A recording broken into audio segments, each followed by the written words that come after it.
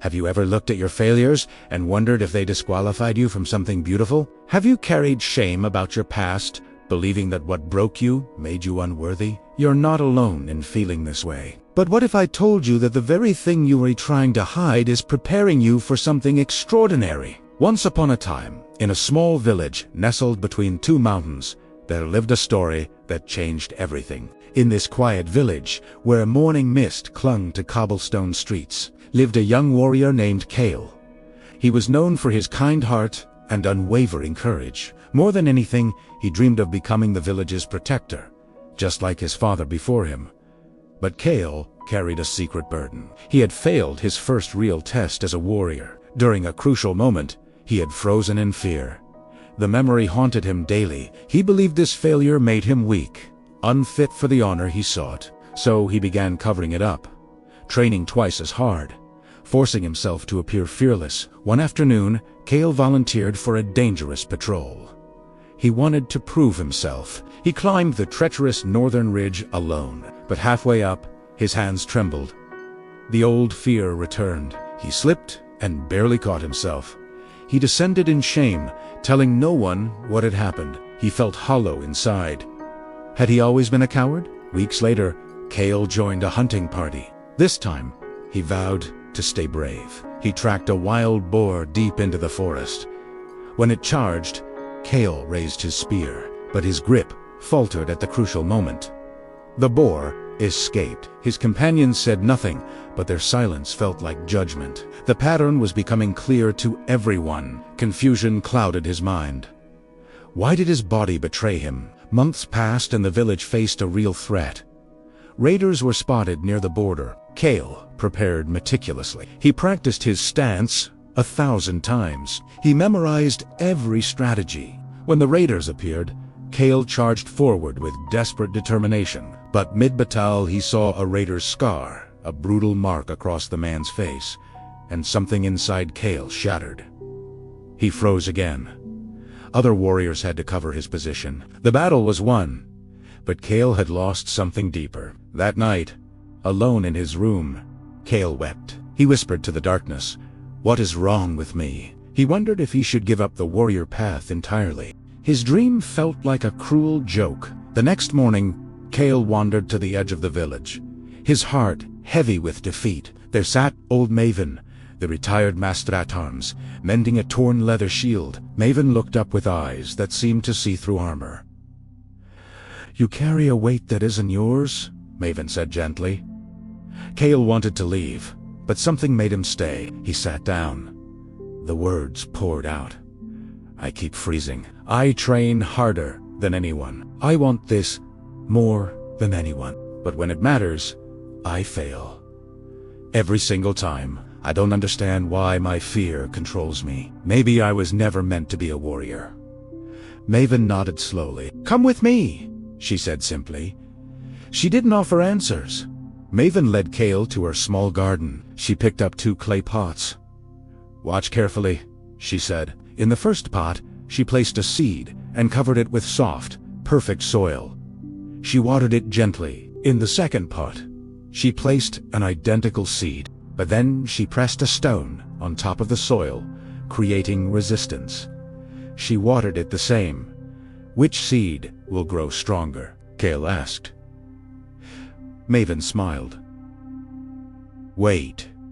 Days passed. The first seed sprouted. It grew tall and thin, pale green, delicate.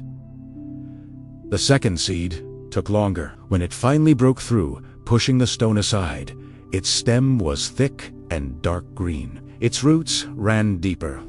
Its leaves were tougher. Maven turned to Kael. "Do you see it now?" she asked. Her voice was soft but steady. The seed that struggled became stronger. The stone didn't destroy it. The stone shaped it. When you freeze in battle, you're not broken. You're feeling the weight of what you're becoming. Your fear isn't weakness. It's the stone pressing down on who you're meant to be. Every time you face it and keep going, even when you freeze, you grow roots that others will never have. Your scars aren't your disqualification. They're your depth. Kael felt warmth spread through his chest. Tears came, but not from shame. He understood. The freezing wasn't the problem. Running from it was. His failures had been trying to teach him something. Kael made a quiet decision that moment. He would stop pretending to be fearless. He would acknowledge the fear and move anyway. He would stop seeing his freezing as failure. The next week, another patrol was called. Kael volunteered again. When fear gripped him on the mountainside, he didn't run. He sat with it, named Italiano. Then he continued climbing. It was a small victory, but it felt monumental. Days turned into weeks. Kael began treating each moment of fear as a teacher. When his hands shook before sparring, he noticed it and breathed through it. When memories of failure surfaced, he thanked them for the lessons. He stopped forcing bravery and started choosing it consciously. Progress came in inches, not leaps. Inside, something was shifting. The shame began dissolving. Peace took its place. He felt lighter, more grounded, simultaneously. There was freedom in not pretending anymore. The world around him seemed to change too.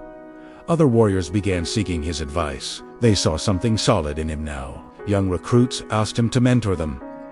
Opportunities appeared naturally. He wasn't chasing validation anymore. So it found him. Then came the night the village was attacked in earnest. A larger raider force descended without warning. Kael found himself face to face with their leader, a scarred giant of a man. The fear came like a wave. Kael's body froze, but this time he didn't fight the freezing. He let it pass through him like water. And in that acceptance, his body moved. He fought with a calm he'd never known. He didn't win through fearlessness. He won through depth. The battle ended with his decisive action. The village was saved. Standing in the aftermath, Kael thought of Maven. He thought of the stone and the seed. Everything made sense. Now, years passed.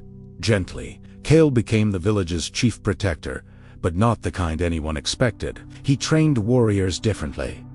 He taught them to embrace their fears, not deny them. His method became a tradition. Young warriors would seek out their stone, their challenge, and learn to grow beneath it. Maven watched from her garden, smiling. Her wisdom lived on in every warrior Kael shaped. One evening, a young recruit asked Kael his secret. Kael looked at the scars on his hands and said, "The cracks are where the light gets in, and where the roots go deep."